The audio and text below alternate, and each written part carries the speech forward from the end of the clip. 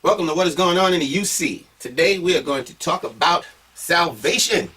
Now, why am I talking about salvation? I'm talking about salvation because, I came across some negative members and, they just kind of like throw everything up against the wall that, justifies them leaving or justifies them not towing the line, whatever that means to them, but they're not going to do it.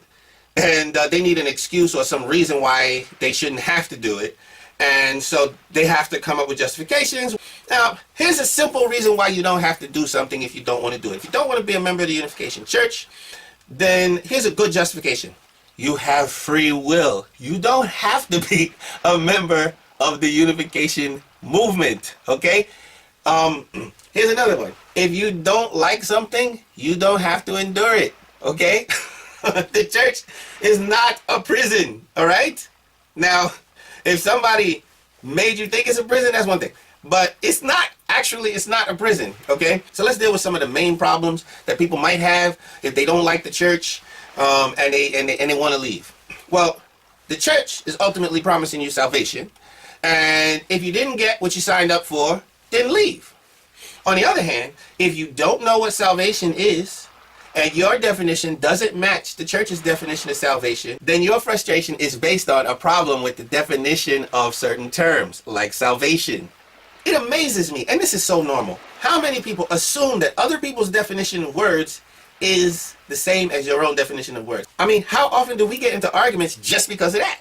Anyway, I'm going to talk about salvation because of that. This movement was promising salvation. What does that salvation mean? Well, in a nutshell, and then I'll be out of here.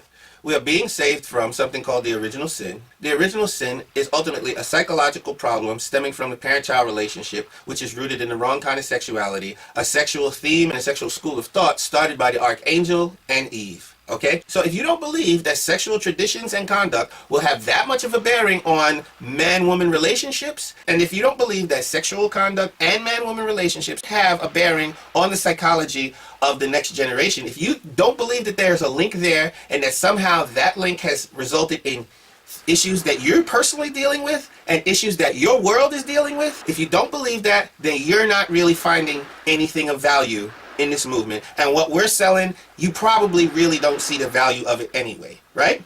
So I'm not telling you to leave when I say this, but I'm telling you that don't blame somebody else because you thought you were getting something that wasn't being sold in the first place.